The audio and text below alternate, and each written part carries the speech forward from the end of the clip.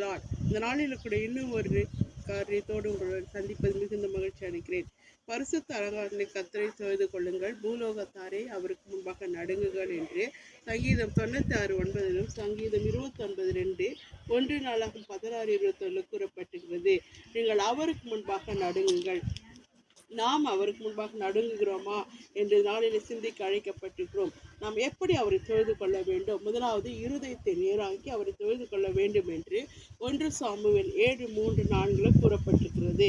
நம்முடைய சிந்தனைகளை நேராக்கி நம்மளை ஒருமுகப்படுத்தி இஸ்ரவேல் ஜனங்கள் எப்பெல்லாம் கஷ்டப்பட்டாங்களோ, துன்பப்பட்டாங்களோ, ஒடுக்கப்பட்டார்களோ, அப்பெல்லாம் இருதயத்தை நேராக்கி கர்த்தரை தொழுது கொண்டார்கள். அப்பொழுது அவர்களுக்கு பதில் கிடைத்தது என்று யாத்திராகமம் 4:37 கூறப்பட்டிருக்கிறது. இரண்டாவதாக கர்த்தரை மறவாமல் தொழுது கொள்ள வேண்டும் என்று உபாகமம் 6:12-13 கூறப்பட்டிருக்கிறது. அப்போ கர்த்தரை மறவாமல் தொழுது கொள்ளும் பொழுது நமக்கு சாபக்கட்டுகளிலிருந்து நோய்களிலிருந்து விடுதலை கிடைக்கும். அப்படி நமக்கு விடுதலை கொடுத்த கர்த்தரை நாம் மறவாதபடிக்கு தொழுது கொள்ள வேண்டும். மூன்றாவதாக உள்ளத்தை மகிழ்ச்சியாக வைத்துக்கொண்டு துதிக்க வேண்டும். எப்போ கஷ்டம் இருந்தாலும், உபத்திரம் இருந்தாலும், துன்பம் இருந்தாலும், நோய் இருந்தாலும் நம் உள்ளத்தை மகிழ்ச்சியாக வைத்து கர்த்தரை தொழுது கொள்ளும் பொழுது அவர் நம் செவி கொடுக்கிறவராக இருக்கிறார் என்று சங்கீதம் 102:4 1 நாளாகும் 16:29 கூறப்பட்டிருக்கிறது. நம்முடைய மனதில் இருக்கிற கசப்பு, வைராக்கியம், கோபம் எல்லாவற்றையும் விட்டுவிட்டு உள்ளத்தை மகிழ்ச்சியாக வைத்து தொழுது கொள்ள வேண்டும். நான்காவதாக பரிசுத்த சரீரத்தோடு உள்ளத்தை தொழுது கொள்ள வேண்டும்.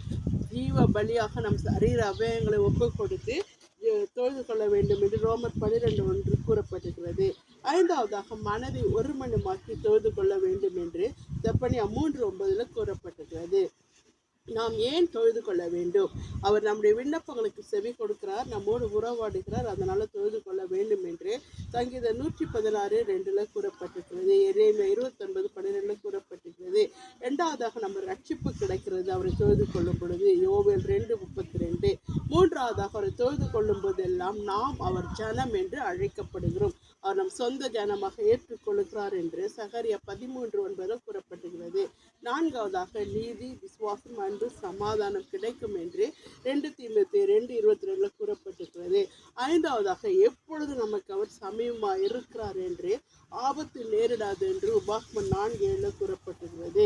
நாம் அவரை தொழுது கொள்ளும் போதெல்லாம் அவர் நமக்கு ஒரு வாசஸ்தலத்தை, நமக்கு ஒரு தேற்றவாளை அனுப்பி ஒரு வாசஸ்தலத்தை உண்டு பண்ணுகிறவராக இருக்கிறார். அதனால் இந்த நாளில் நாம் அவரை தொழுது கொண்டு அவருக்கு பிரியமாய் வாழ கர்த்தர் நமக்கு உதவி செய்வாராக. ஆமேன், ஆமேன், ஆமேன்.